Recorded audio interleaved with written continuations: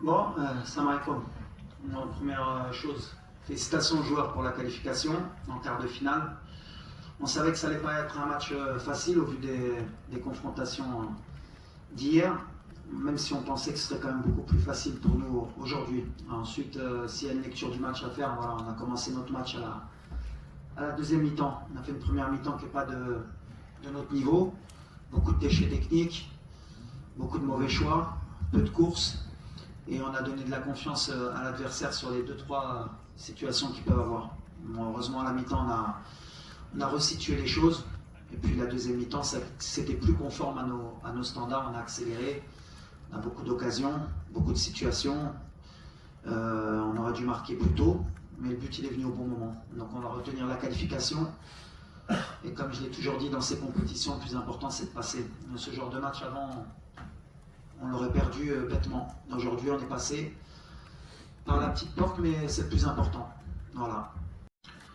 Bon, concernant Asdin, il s'est blessé hier à l'entraînement. Il a une déchirure au mollet qui l'empêchera de jouer pendant la CAN.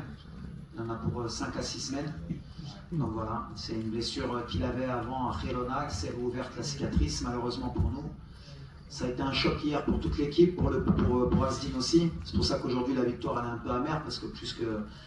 Bien sûr, on est content d'être passé pour nos supporters, mais voilà, pour Asdin, on est vraiment déçus. Donc, on a perdu un autre leader technique, un de nos leaders aussi dans le vestiaire, qui est important pour le groupe. Donc, hier, c'était un peu difficile pour tout le monde. On a été très touché du diagnostic et il fallait absolument se qualifier pour lui. C'est ce qu'on lui a promis, c'est ce qu'on a fait. Après, voilà, comment on a plus de difficultés, je ne vais pas me répéter 100 fois sur ça.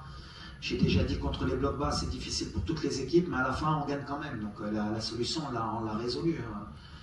Je crois qu'on est à 23 matchs après la CAN, on a fait 21 victoires et 2 nuls contre ces fameux blocs bas. Le plus important face aux blocs bas, bah déjà, c'est pas de perdre une mi-temps comme on l'a fait, sur le côté tactique et technique, parce qu'on n'a pas appliqué les choses qu'on avait mis contre la Zambie. On a eu beaucoup de déchets techniques, beaucoup peut-être de pression sur les choix.